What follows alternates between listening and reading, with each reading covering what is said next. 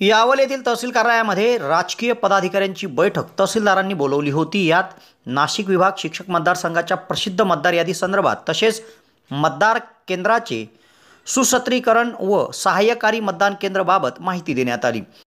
या बैठकीमध्ये सर्व राजकीय पक्षांना सध्याच्या मतदारांच्या नोंदणीची स्थिती व प्रसिद्ध झालेली मतदार यादी याबाबतची माहिती देत राजकीय पक्षांना BLA नेमायचे असतील तर तातडीने कार्यालयात माहिती सादर करावी असे आवाहन तहसीलदारांनी केले।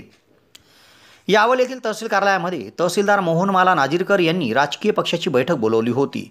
यात त्यांनी नाशिक विभागीय शिक्षक मतदारसंघाची पूर्वीची मतदार यादी रद्द करून नवीन मतदार यादी तयार करण्यात आली असल्याची माहिती दिली। यामध्ये यावल तालुक्यातून तब्बल 537 पुरुष शिक्षक आणि 171 महिला शिक्षक अशा एकूण 708 शिक्षक मतदारांनी आपली नोंदणी केली आहे याची माहिती दिली व अंतिम मतदार यादी प्रसिद्ध झाल्याचे सांगण्यात आले। त्याचप्रमाणे राज्य निवडणूक आयोगाच्या मार्गदर्शक सूचनेनुसार मतदान केंद्र कुठे असेल याबाबतची माहिती त्यांनी राजकीय पक्षांच्या पदाधिकाऱ्यांना दिली। तर राजकीय पक्षाकडून BLA यांची जर नेमणूक करायची असेल तर त्यांनी तातडीने त्यांच्या नावांची यादी तहसील कार्यालयामध्ये सादर करावी असे आवाहन केले। या बैठकीमध्ये तहसीलदार मोहनमाला नाजीरकरसह निवासी नायब तहसीलदार संतोष विनंते, निवडणूक नायब तहसीलदार रशीद तळवी, राष्ट्रवादीचे तालुकाध्यक्ष प्राध्यापक मुकेश येवले, भाजपाचे तालुकाध्यक्ष उमेश फेगळे, मनसेचे चेतन आडळकर, काँग्रेसचे संदीप भैया सोनवणे, शिवसेना उभाटा गटाचे पप्पू जोशी, रवींद्र सोनवणे, छगन पाटील, काँग्रेसचे शहराध्यक्ष कदीर खान, शेखर दादा पाटील आदींची उपस्थिती होती। या बैठकीच्या यशस्वीतेकरिता पराग सरोदे, संदीप शिरसाळ, आनंद तायडे आदींनी परिश्रम घेतले। मतदार यादी होईल प्रसिद्ध झाली तर तोपर्यंत आपल्याकडे कुठलेच नाही, आपले मयतची नावं पण सगळी डिलीट केलेली आहेत। 1500 मतदारच्या वर जर नाव नोंदणीसाठी अर्ज प्राप्त झाले होते त्यातील 37 अर्ज विविध कारणांनी अपात्र ठरवण्यात आले। म्हणजे त्याचा कालावधी वगैरे अशा गोष्टी आपण विचार करून तो सलग 6 वर्षाचा लागतो, 3 वर्षाच्या शिक्षण संस्थेचा लागतो, तर त्याप्रमाणे केलेले आहेत।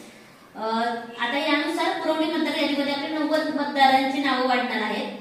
नाशिक विभाग शिक्षक मतदारसंघाची अंतिम मतदार यादी 30/12/2023 ला जाहीर होणार आहे। आता हे शिक्षण मतदारसंघाचं झालं। आता आपलं जे आपल्या नाशिक विभाग शिक्षक मतदारसंघाचे 1/11/2023 या अर्हता दिनांकावर मतदार यादी तयार करण्यासाठी आपण 30 सप्टेंबर 23 ते 6 नोव्हेंबर 23 हा कालावधी दिला होता। 6 नोव्हेंबर पर्यंत जेवढे अर्ज आले त्याची आपण डेटा एंट्री केली होती। 6 नंतरचे म्हणजे अर्ज प्राप्त झाले त्याची पण आपण डेटा एंट्री कंप्लीट केलेली आहे। यामध्ये आपल्याला 23/10/23 रोजी प्रसिद्ध झालेल्या मतदार यादीत 537 पुरुष शिक्षक आणि 131 स्त्री शिक्षक असे 708 मतदार। यावल शहरातील डेनिम शोरूममध्ये दिवाळीची भव्य ऑफर सुरू झाली आहे। दरवर्षी डेनिम शोरूममध्ये विविध प्रकारची ऑफर असते। यावर्षी देखील मोठी ऑफर सुरू झाली आहे।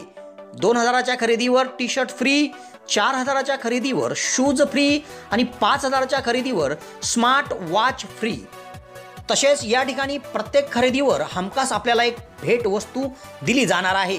तेव्हा आजच संपर्क साधा आणि दिवाळीची खरेदी करा डेनिम शोरूम यावल येथून।